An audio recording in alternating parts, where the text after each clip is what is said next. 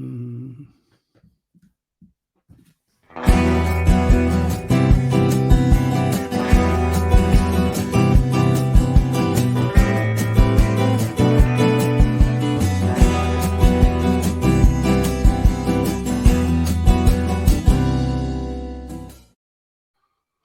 I caught myself unawares then.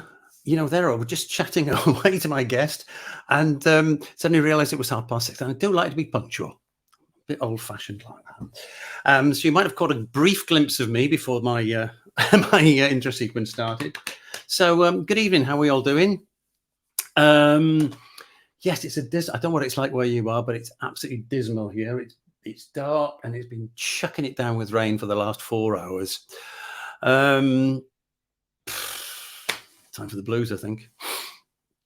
So I'm going to kick off with a little tune.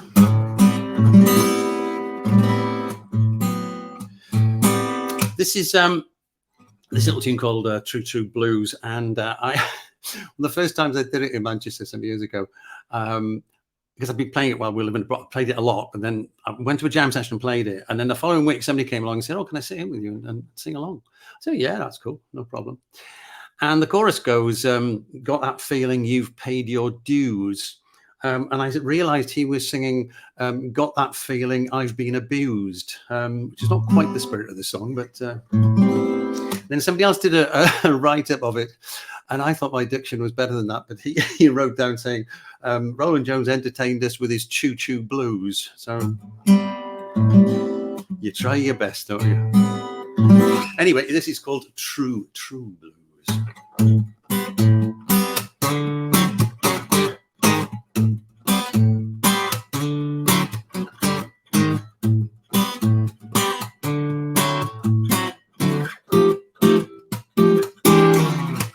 Not born in the Windy City, never traveled down Route 66.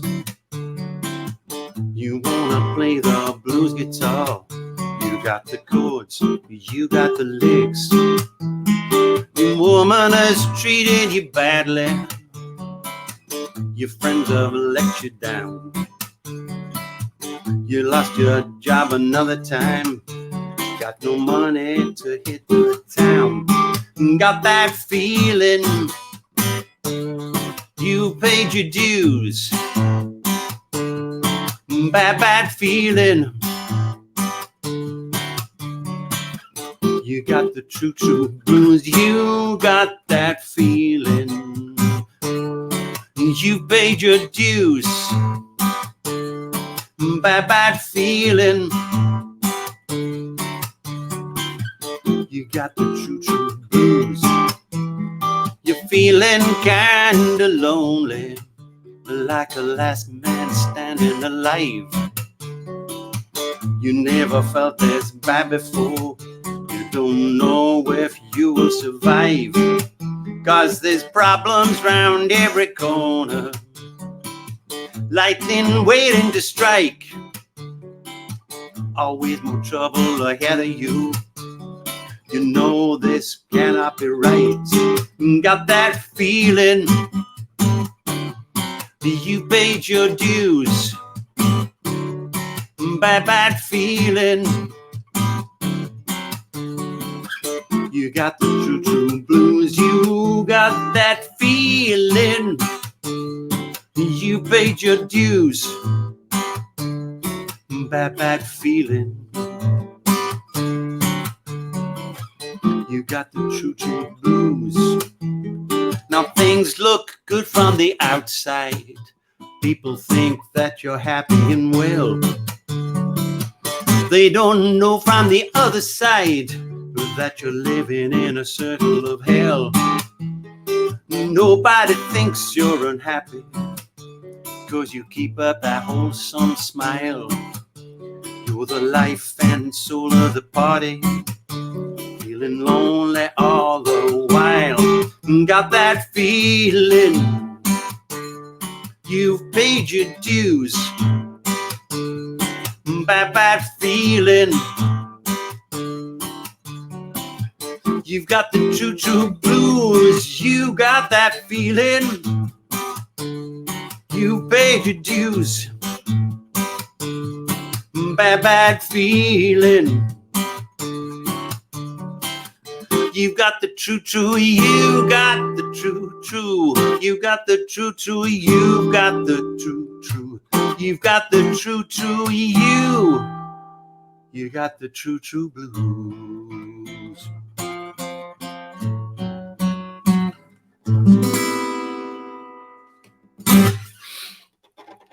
Hope I got the words distinct and clear and understandable. So, introduce my guest for this evening. Now, some of you may have been expecting something different this evening. Originally, we had Zoe Schwartz booked with Rob Correll, her guitar player and partner, and they would do it. But unfortunately, Zoe's not well, so they're unable to make it. So, best of luck to you too. I hope she's feeling better. It's not the COVID thing. Hopefully, she'll be feeling better soon and come and join us. So, a very, very short notice. I've been fortunate to get Mr. Richard Townend to join me. So, Richard. Hello. Oh, there you are. I'm here. I lost you for a second there. Thanks ever so much for doing it at short notice. No worries. It's been a big help. So, when did it all start for Richard Townend then? When did you start playing guitar? Oh my God, I was about 11. Right. I got so three years ago then, yeah. Yeah, absolutely. Yeah, and I got an electric guitar. I wasn't particularly had some lessons at school, and when I was 15, I went to audition for a band, and it was quite a funny story that I went to audition. I thought I did okay, and then I phoned them up a couple of days later and I said, "Did I get the job?" And they said, yeah, you got the job. Yeah, we had somebody who came on Tuesday who was rubbish. And so you've got the job. And I said, great. He said, we were going to call you. And I said, but I don't have a phone. He said, well, when did you come? And I said, well, I came on Tuesday. He said, oh, I'm sorry, I've made a mistake. You haven't got the job.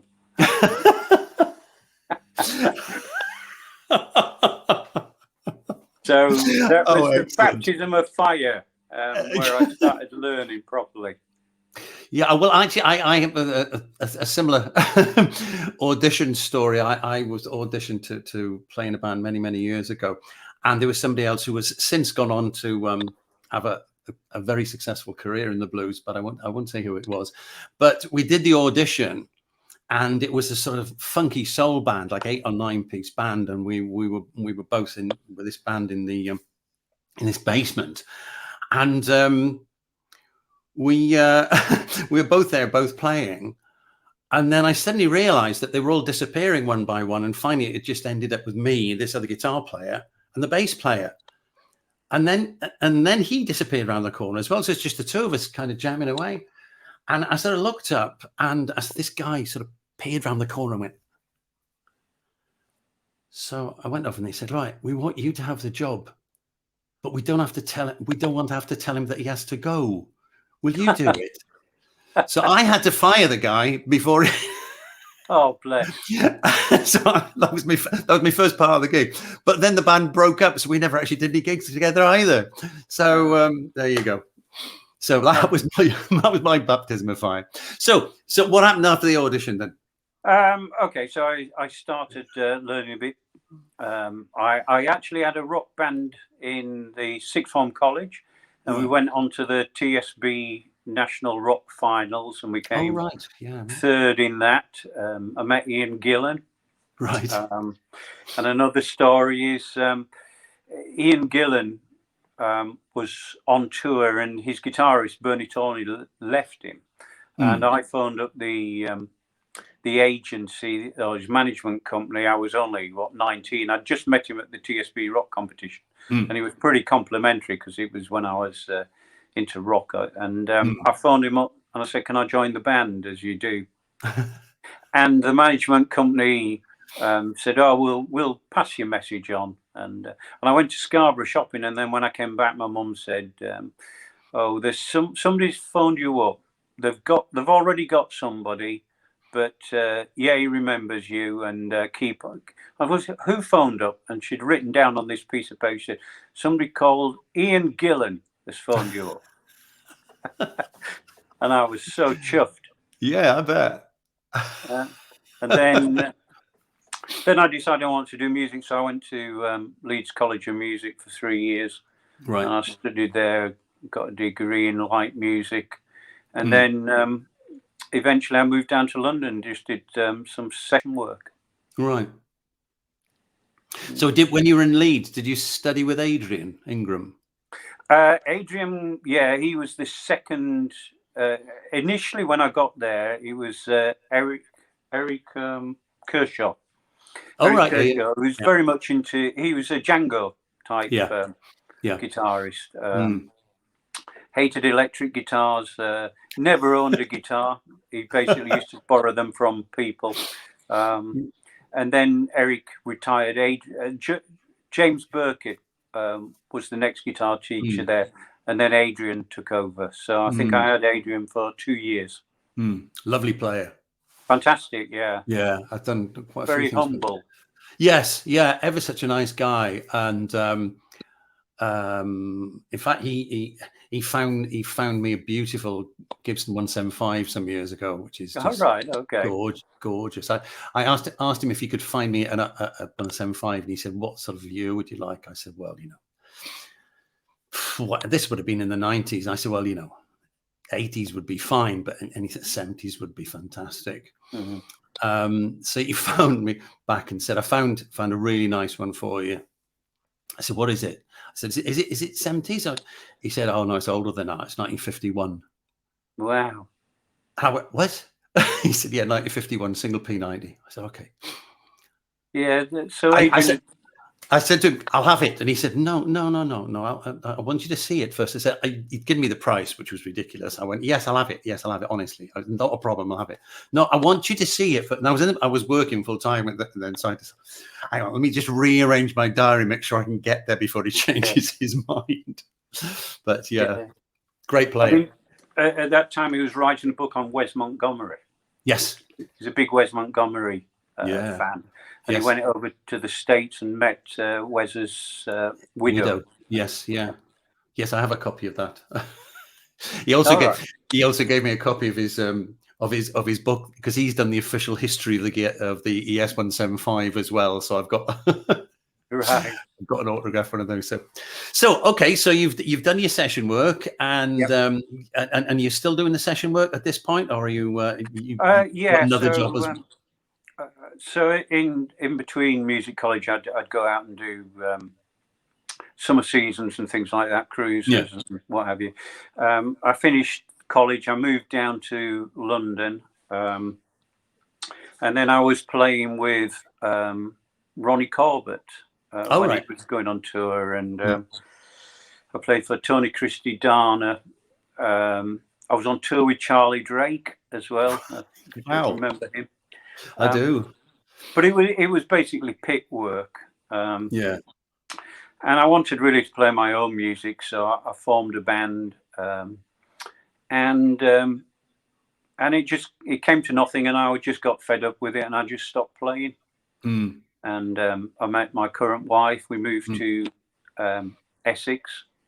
I say my current wife. It's my only wife. I was going to say. I haven't had one before, and I'm not going to have another after. I hope you won't be offended by that. I just wanted to clarify that. And then, so we moved to Essex, and then about 2008, 2009, I was at a jam session, and I just got up and played, and I was just terrible. I hadn't played for a while, but I just really enjoyed it, and I got into songwriting. I basically formed a band called the Boss Cats, which was just a trio doing sort of Stevie Ray Vaughan stuff. And then I met this really talented, unusual guy called Terry Hiscox. And Terry used to play in a band called Hunter Musket. And then now have reformed, and they're all in their mid-70s. Right. And Terry used to come along, and you have an acoustic playing open tuning and things, and he used to teach me all this lovely stuff, and and that's when I really started songwriting, about 2010, 11.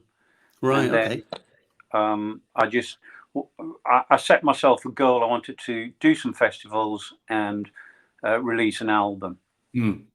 And so I just put my head down and put my shoulder to the grindstone. And so you're a bit of a late start when it comes to, a bit like myself, actually, because I didn't start writing seriously. I'd written a bit of co-writing and stuff, but I didn't really start writing seriously until 2007.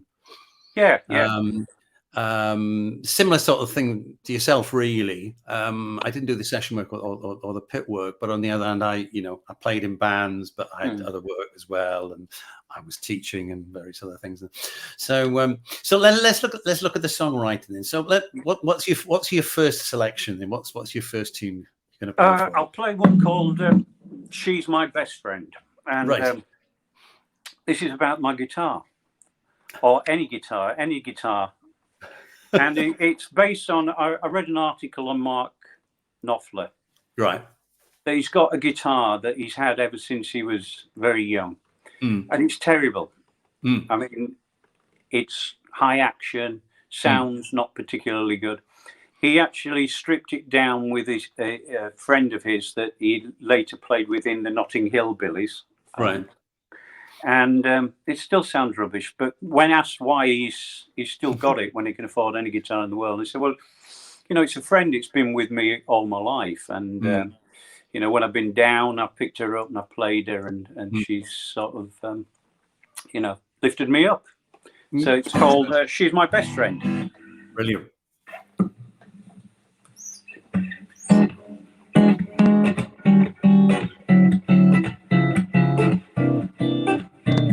Every time I get the blues, I pick up my old friend, always there when I need her. Her I can depend. When I'm feeling lonely, life's a kind of strain. I pick her up, put her on my lap, and I wash away my pain. Best friend I ever had. Best friend I ever had. Best friend I ever had. Best friend I ever had. Back in 1975, when I was a boy at home, I stripped her with a friend of mine, right back to the bone. She wasn't shy or bashful, I rubbed her up real good, and now she sits in a private place in the best neighborhood. Best friend I ever had. Best friend I ever had. Best friend I ever had. Best friend I ever had. I fooled around with others and I've hated her sometimes. Stood by me all this while, I only paid a few dimes. So when I'm feeling lonely, life's a kind of strain. I pick her up, her on my lap, and I wash away my pain. Best friend I ever had. Best friend I ever had. Best friend I ever had. Best friend I ever had.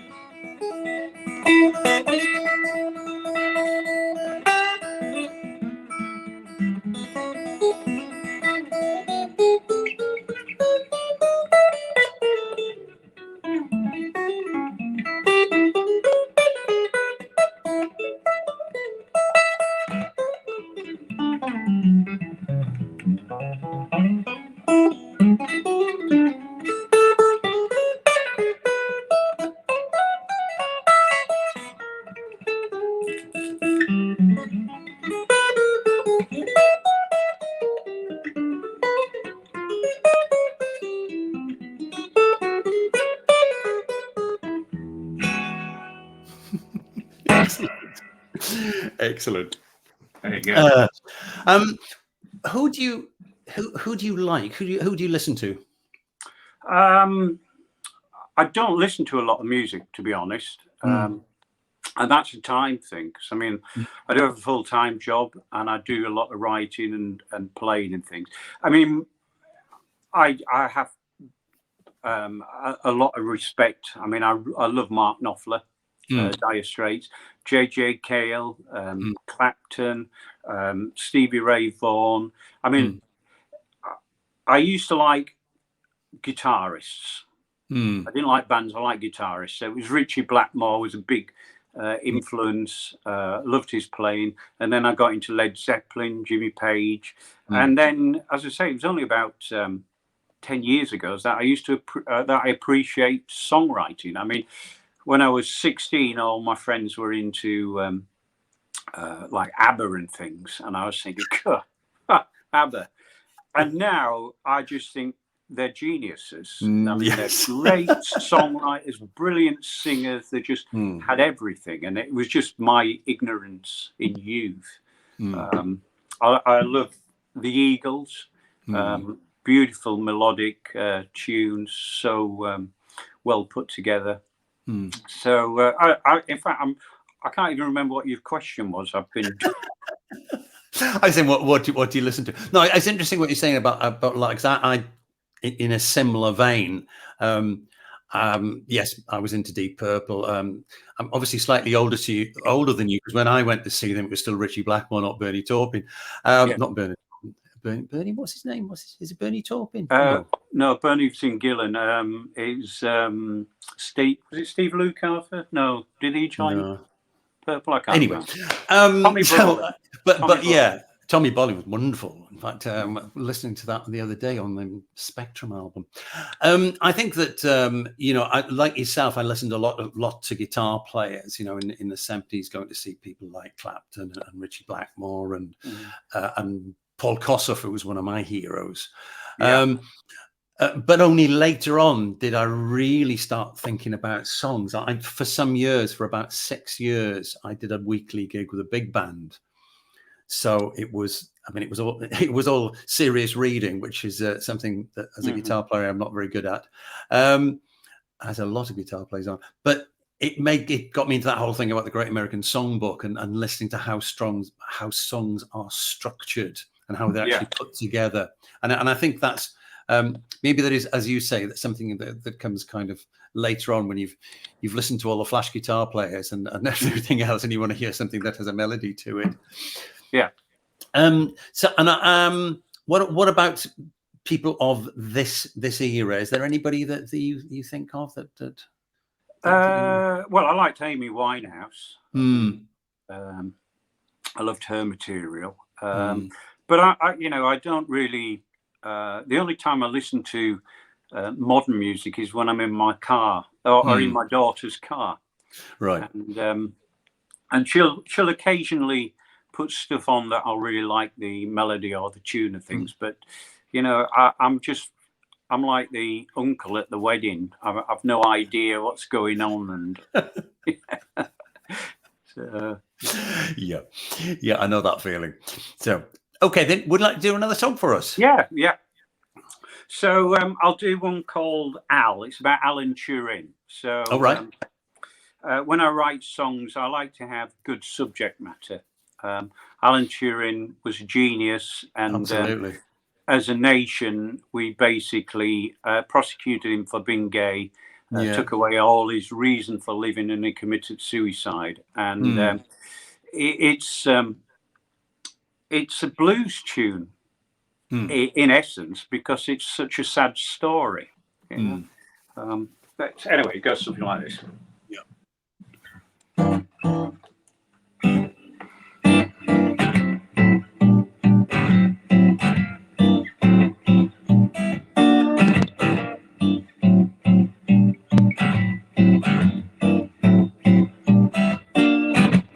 Takes a bite at the apple. Go to sleep for a while. Had enough of living, projecting for his lifestyle. Magnitude of your contribution, never realized. Bureaucrats in 52 refuse to close their eyes. Mathematician, logician, brutalist and a scientist too, save the lives of millions this is how we repay you. We gave you drugs to cure you, ridicule you with intent. By 54 you'd had enough of an ungrateful establishment. Now there's bridges, plaques and statues overtly thanking you. Celebrations of your life, a government apology too. Wouldn't it have been better? Change the cards of fate. Not have a bridge or a plaque with a final resting days.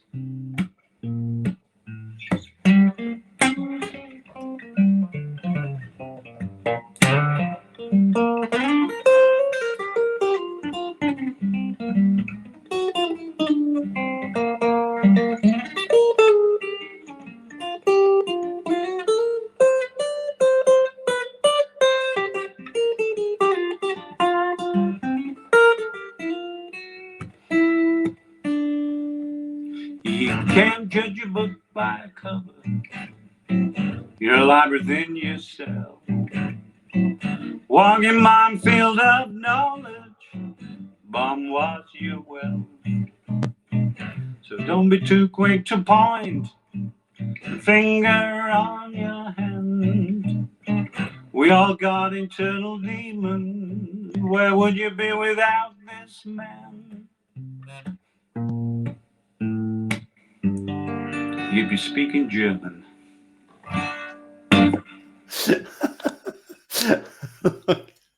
Good punchline. Yeah, it's quite interesting this idea about your writing with specific ideas in mind. Now, there's one I listened to a couple of times. Now, I can't remember what the title. Something about gold diggers. Is it Gold Fever? Gold Fever. Yeah, lovely song. Now, one of the things that interests me in terms of people who are essentially blues musicians, I don't mean that they only play 12-bar blues. I mean people who are bluesy in the sense that you are, in the sense that I am, is how often we find ourselves using the language of the blues, as it were. Yeah. And talking about scenarios that no longer exist. I mean, the Gold Rush, for example. I mean, how do you feel about that? Is it? I mean, I don't personally have a problem with it, but I'm just interested in how other people see it. Well, I'll tell you the background of the Gold Fever song. It was about Trump. Now, if you go onto Wikipedia, which Wikipedia is a great source of information. Yeah. I did 7 Deadly Sins album. I wanted to write an album of 7 Deadly Sins. So I got all my research from Wikipedia. And I set about writing one song for each and what I wanted to convey in this song. And it's about the songwriting. So the Gold Fever is basically, so Fred Trump, who moved over from Germany, had a place in Seattle, a restaurant, but he moved up to the Yukon, to the gold reserves, and basically you didn't have to buy land in those days. You just put a claim on it, and if you got the gold, you paid for the land. Okay, but he didn't want to. He basically put a claim on some land next to the train station to build a hotel, but he already had a claim on it, and he bribed the officials to discount the other claim and build a hotel there. And of course, all the secondary auxiliary businesses were the ones that were making the money, not necessarily, X amount of miners with, in thousands would make a bit of money, but the really the auxiliary services. So that's really what that song's about Gold Fever, but actually it's the ancillary people. And the way that I go about the songwriting is, I run a course on songwriting. I've done it at the Cone Festival. I've done it at the Orkney Festival. And it's really quite simple if you get your head around it, that there's only certain things that you need for a song. And you may come up with a lyric. Yeah. But the lyric is based around a subject matter. So you have to have a subject matter for a song. And from that subject matter, you have to have a lyric. And you only need, a couple of verses and a couple of choruses, and you've got a song, or you've got lyrics for a song. And all lyrics are really just less elaborate poetry than poetry. And then all you need to do is to work out a catchy melody, or a chord progression. So there's about 4 or 5 elements that you need for it. So you can actually set about with a goal of, I want to write a song within an hour. It might not be a great song, but the thing is, any song that's finished is a great song. Yeah, because it conveys what you want to do. One of the things that I always I'm quite interested in, not only in songwriting but actually writing in general. And there's a wonderful line that James Thurber said was, "Don't get it right, get it written." Yeah, which I think is absolutely brilliant. But the other thing is that it's quite interesting what you say, that it's simple. It's incredibly simple, but it's incredibly complex as well. Yes, yeah. I mean, I for a short while I did a sort of stage show with a friend of mine about songwriting, but about the Great American Songbook. And one of the things that stuck out about it was that, and I can't remember what the songwriter was called, but the song from the 30s, "Always, I'll Be Loving You, Always," da, da, da, da. Right. The thing about it is that when you hear the lyric, it sounds obvious. "I'll be loving you always." Apparently, he'd written the entire song, but he couldn't finish the line off. And for 2 years, he struggled with this line. So I can't imagine what he came up with. It's like, I'll be loving you forever, or I'll be loving you for a long, long time, or whatever. But he battled with it, and finally he came up with "Always," which, after you've heard the song, if you didn't know that, you think, well, yeah, a bit bloody obvious. Yeah. So there's a lot of, because I think a lot of songs, I don't know about you, but I don't like writing a song and then recording it immediately, on the basis I'd like to sort of road test it a bit. Yes and no. I mean, I'm quite impatient. I want to get things down and recorded. Yeah. And because I think your latest song is always your best song. And if I play it for a couple of months, it's already been usurped by another song, and I'll lose interest in it. So I like to grab that moment and try to. But at the moment, I mean, I'm sort of not bandless. I mean, I'm gigless, but a lot of the people that I play with play in other bands as well. So, that they, some of them are pros, so they need gig money, and they need decent gig money. So if the money's not there, then it's difficult to get the band together. But I mean, when I record, I usually go in with a drummer and a bass player that play with the band when I have the band, and then me and the guy that I record with, we just spend months on it, trying to work out a decent arrangement and production and etc. So it's a lot of hard work.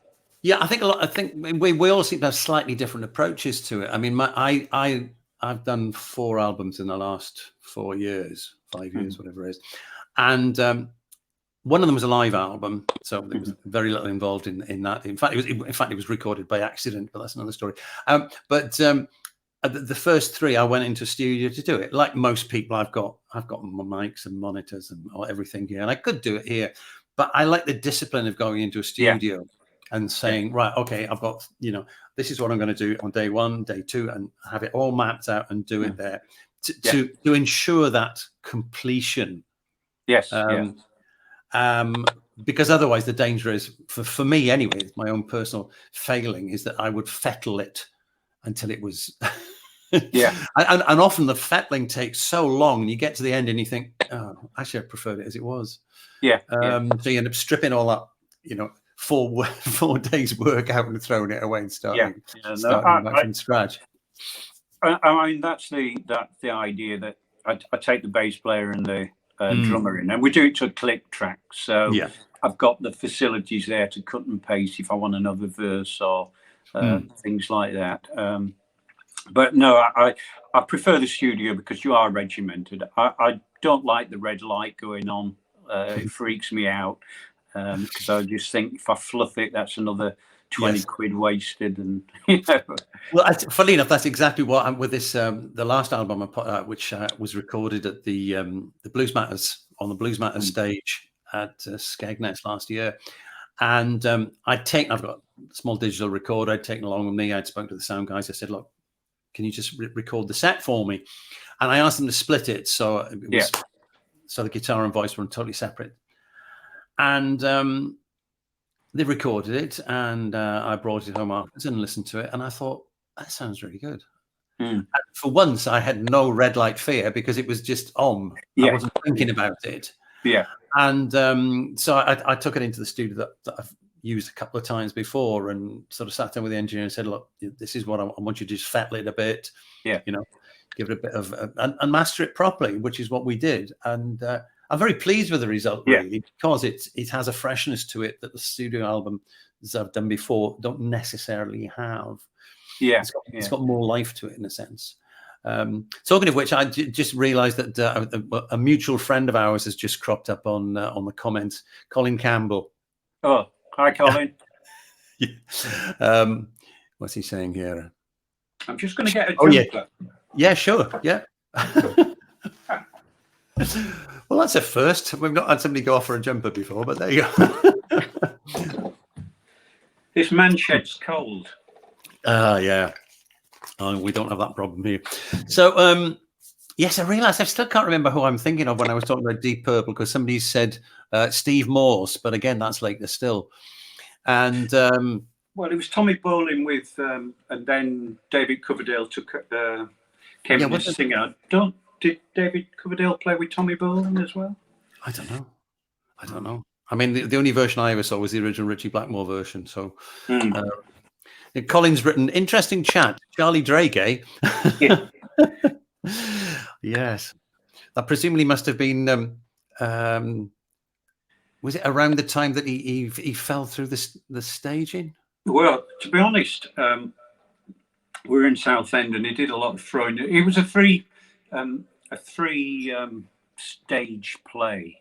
It's called Cheers, Mrs. Worthington, and it was a musical, which is why we were there. And he was in the final part 3, Act 3, and he did throw himself about, and he did break a rib one day, but he was still throwing himself about the next day. He was just a pro. He was just an smashing guy, smashing. I mean, that was the story I'm thinking of. I think it was at the Palladium on like Sunday night at the London Palladium or something like that, where there was like a room set, and it was like a room divider thing, and he meant to do something because he was very slapstick, and he fell through it and knocked himself out, and people were laughing because they thought it was all part of the act. Which it wasn't really. But there you go. Oh, I've got lots of details coming up here. Glenn Hughes, David Coverdale, Oh. We've got all the rock fans out tonight. Nice one, lads. Okay, so the other thing I was going to ask you about, do you consider yourself a disciplined writer? Or, I mean, I like the idea you're saying about the album when you thought, right, okay, I'm going to do 7 Deadly Sins. I like that. That's a great framework. But aside from that, do you set aside a day to do it, to start, say, right, okay, Saturday, day off, I'm going to write? I'm disciplined in that if I get an idea on that I want to turn into a song, I will turn it into a song. I mean, I do throw songs away, but I guess, I am quite a disciplined songwriter. I mean, I have written quite a lot of songs now since I've written over 250 songs since 2010, and I know that because I've got a Word document with all my lyrics in, and it's got a table of contents at the beginning. So I know when I add a new song, I update the table of contents. So I know that, And some of them might be just 12-bar stuff, and some of them are quite complex. But I do try to work hard on the lyrics and the stories behind most of the songs. I mean, this the album I'm working at the moment. It's got a song about me growing up in the 60s, and you know, my mum and dad used to go out to the pub with my friend, who's still probably my best friend now, 50 years later.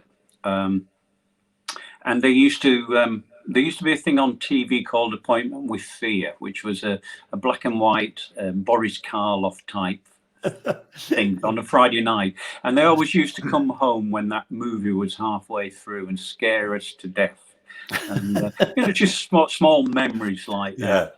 And I just like putting those into the songs, because a song is really just a document of life. If you think back to the old minstrel days when there were no newspapers, but you know, somebody had come around and, you know, sing about the king being very fat or just getting married or something. It's really what we are. We're just minstrels. Well, on that note, what's the next song? I'll do one, a slow one. It's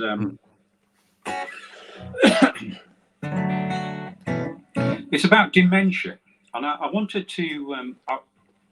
I've got a friend whose mum unfortunately passed away with dementia, and it was terrible to see. And I've got other people that I know, and I just thought that's a really difficult subject matter to write about. So anyway, I hope I've captured it.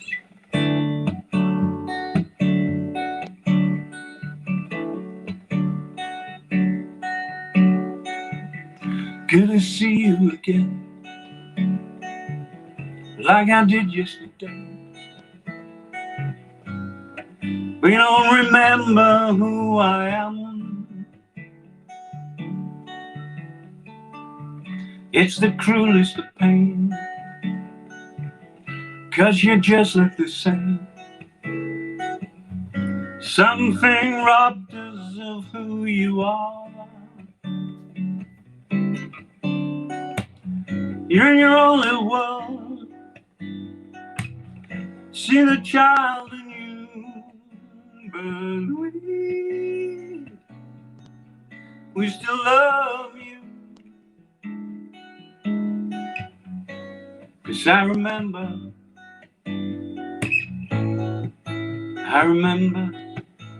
who you are.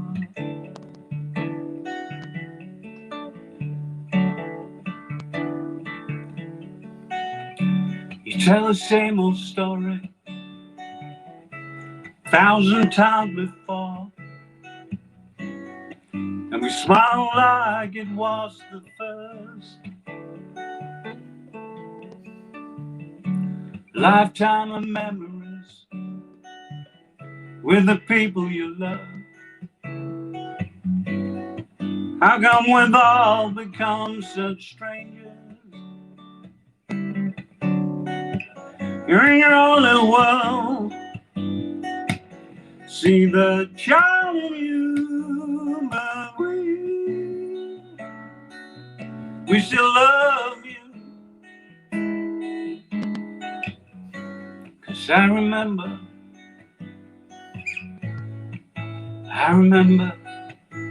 who you are.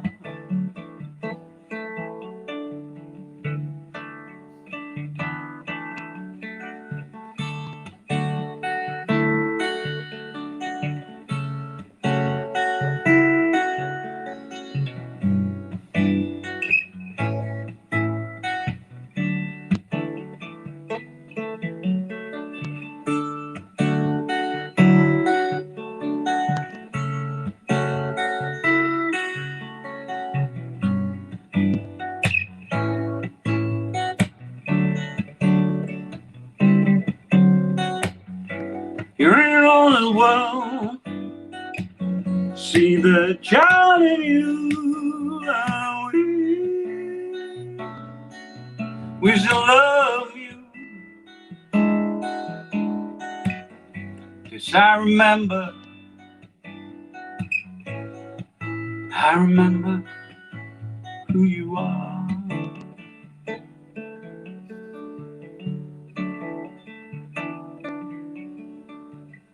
Good to see you again,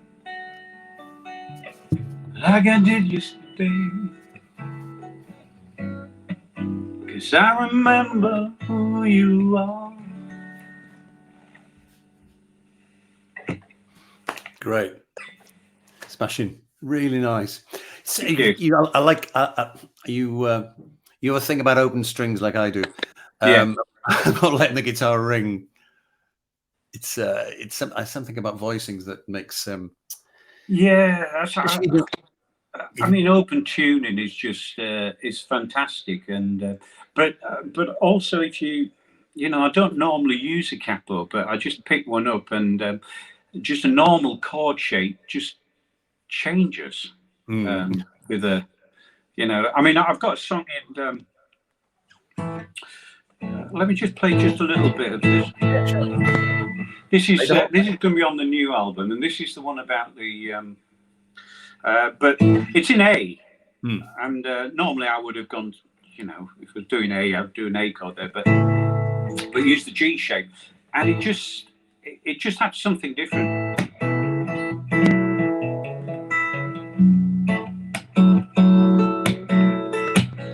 I was born in the 60s, where all the TVs in the street were black and white.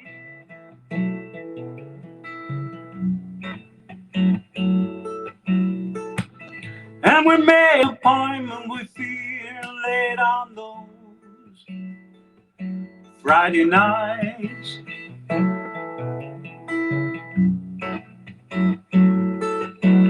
And we watched the grainy images of the man standing on the moon, Armstrong and Frankenstein and Baby Boom. Nicotine fingers holding hands so tightly from school to home.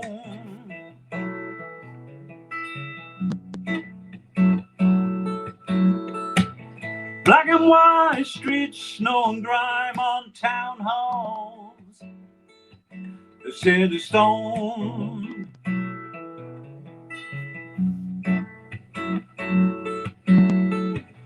And we know you struggle, the Joneses down the street, but though the way it was.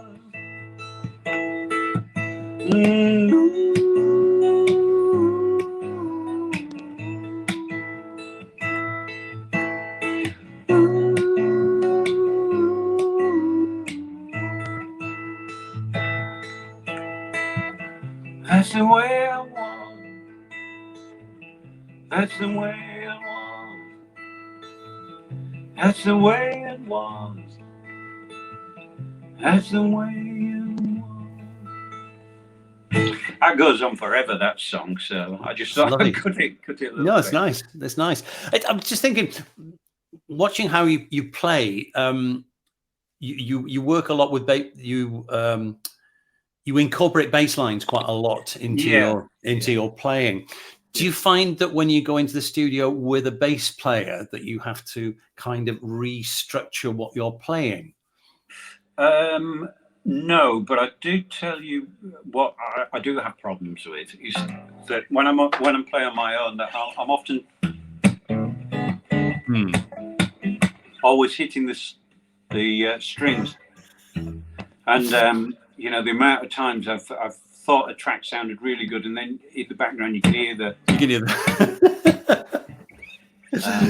Yes, which is you probably noticed that on the song that I played earlier on.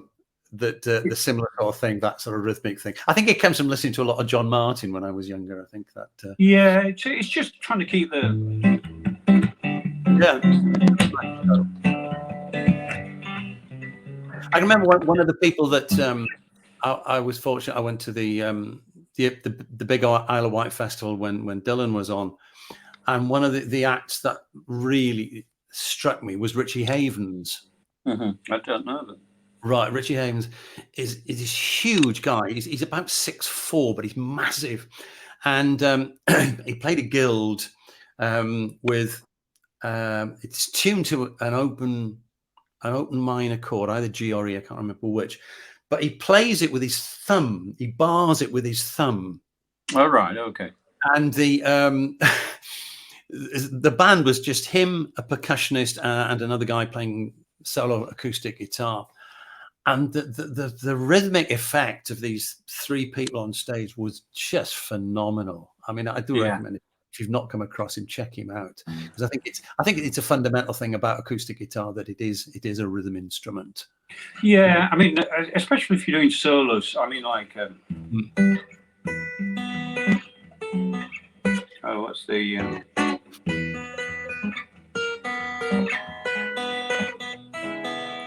keeping that bass? Yeah. Which takes a while to, you sat watching the telly going, the family are beginning to hate you. Just... People hurling things at you. Yeah. Been there. So you just reminded me. God, my brain's gone today. What's his name? Australian guitar. Tommy Emmanuel. Tommy Emmanuel. Yeah, he does a lovely thing on YouTube about that. About sort of training your thumb and how to do it. I mean, his picking is phenomenal. Apparently, his brother was amazing as well. Really? Yeah, a friend of mine who was Australian knew them when they were like in their teens, and Tommy Emmanuel and his brother played in this band together. Sydney, I think it was. Yeah, he's awesome. He is. Yes, he is an awesome player. There's no doubt about that. Listen, would you like to do us one more song? Yeah. Okay. I'll do one called "Don't Run Away." Okay. Is there a story behind this? It's really about standing up to things, and not really backing down, and accepting responsibility.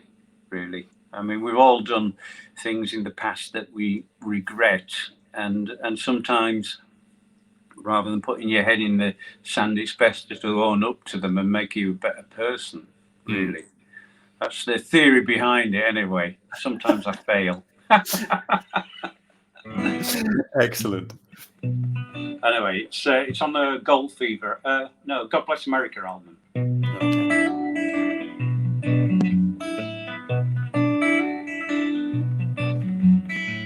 What don't kill you makes you stronger. That's what my mama said to me. Then I went and broke my heart, my own stupidity. Well, it almost killed me. I was the one to blame. That stupid little episode keeps running around my brain. Don't run away, come back and stay for good.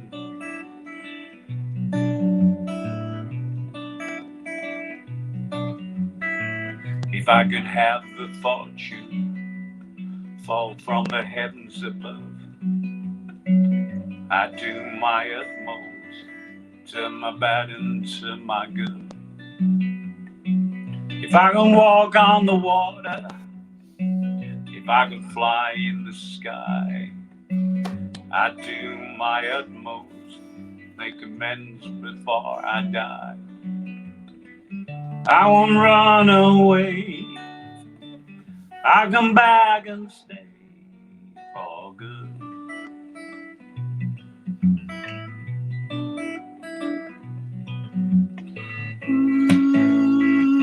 Ooh, don't run away. Ooh, don't run away.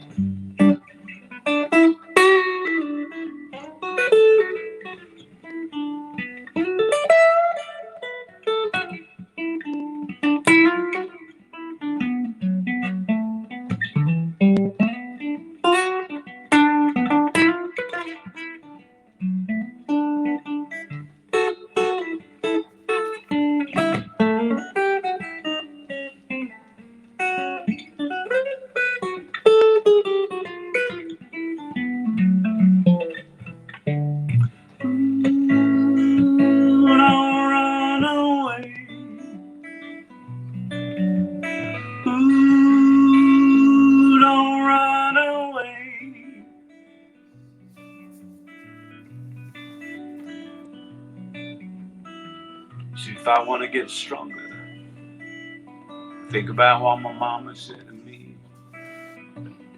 Although she's long since gone, her words resonate inside my head. She said, life ain't easy,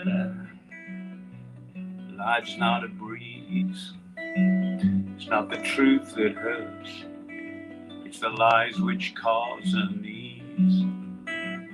Don't run away, come back and stay for good.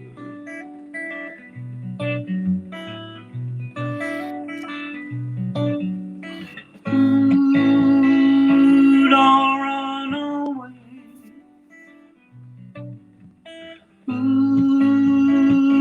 Don't run away.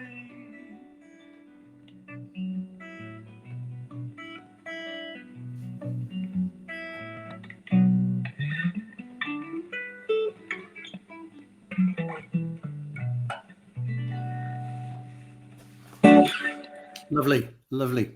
I know the phrase is it what doesn't kill you makes you stronger. Yeah. I was quite surprised to actually learn where that came from. I don't know if you know the origin of it. No. I thought it's actually Friedrich Nietzsche who said it originally. Really? Yeah, I always kind of assumed it had come out of the sort of hippie days of the 60s, but it goes back a long, long way further than that. I mean, it's fascinating where, throwing the baby out with the bathwater was from when everybody in a family used the same there was water and the pecking order of who got in first. Yeah. There's a, if you're interested in that sort of thing, there's a wonderful book called The Etymologicon, which is a basically it's full of, all the chapters are only about like a page and a half long, and they take you from A to B, from one phrase to the next. Oh, right, okay. And it's excellent book, and it explains all sorts of things, sort of explanations about the raining cats and dogs, chewing the fat, not got a pot to piss in, all those sort of things, all that historical reasonings behind them. Because the thing about not having a pot to piss in comes from poor people who used to sell their urine to be used in tanning of leather. Right, okay. And all that sort of stuff. It's a fantastic book. Leslie bought it for me a few years ago and regretted it because for the next 2 weeks, lying in bed, I'm going, hey, did you realize that blah blah?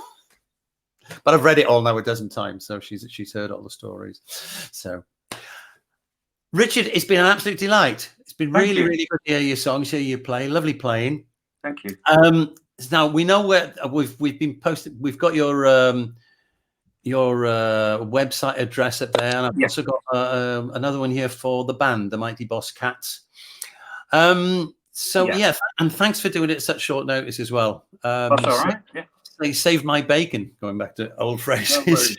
And I wouldn't have made as many mistakes if it had been next week. Excellent. That was really, really good fun. And best of luck with the new album project. And Thank you. Thanks again for joining us. All right. Thank you for inviting me. Much appreciated. Cheers. Okay. Bye. Oh, that was good. So there you go. You can find more Richard stuff on the Mighty Boss Cats is the band, and then we've also got Richard Townend, not Townsend, but townend.com, where you can find all his music. So that's it from me for this week. Just to let you know what else is happening. Things have been going really, really well. We've actually hit 78,000 viewers. Total of 78,000 viewers came up today, which I'm delighted at. Thanks all of you for your support. I'd appreciate if you could join the group as well, the Talking Songs group, because that means when I do start doing some more types of show, I can keep you informed on those. So what we've got coming up over the next 6 weeks. Next we've got Rosie Arnfield, who's coming in. She stepped in at the last minute as well to help out. Nice one, Rosie. Then the week after, something a bit different. A young guy called Ed Stahl, who's basically a pop singer, but he's a pop singer that doesn't, I mean, one of the things about modern pop songwriting is that it's written by committee. There are 4, 5, 6, even 8 or 9 people involved in the actual writing and production of the songs. And Ed is involved in those type of songs. However, the songs he writes on guitar. I've had a chat with him. I've listened to some of his stuff, just him playing guitar, and it's lovely. So he'll be here on the 16th. The 23rd of February, I've got the Lovesick Duo. Now, the Lovesick Duo are a duo from Northern Italy. She plays upright bass. He plays guitar. They do sort of rockabilly, rock and roll type stuff. They're very, very good. Very impressive. The week after, we've got Matt Long. Matt Long's a guitarist with Catfish. They've had 3 or 4 nominations in this year's British Blues Federation Awards, so that'll be good. The week after, we've got Michael Woods on. Now, Michael Woods, I met 3 or 4 years ago. Is it 3 or 4? Maybe 3. I don't know. At a gig I was doing for Blues Matters magazine, and Michael's a very fine guitar player, so he'll be picking some notes for us, which will be good. And then on the 16th of March, we're out through to March now, we've got another Italian act, Veronica Spurger and Max de Bernardi. Now, I first heard them 11 years ago, I think it was. They were part of the band at the time was called Veronica and the Red Wine Serenaders. And she plays ukulele and washboard and sings, lovely voice. And Max was the guitar player. It was a 4 or 5 piece band at the time, but for the last 3-4 years at least, they've been working as a duo. Very, very good. She's got a great voice, and they're very much in that sort of a acoustic blues sound. Very entertaining. I guarantee that'll be a good one. So loads of good stuff coming up, and that takes us through to the middle of March. So that's it from me for this week. Thanks for joining. Thanks for joining me and Richard, and look after yourselves and do stay safe. Okay. Take care. Bye.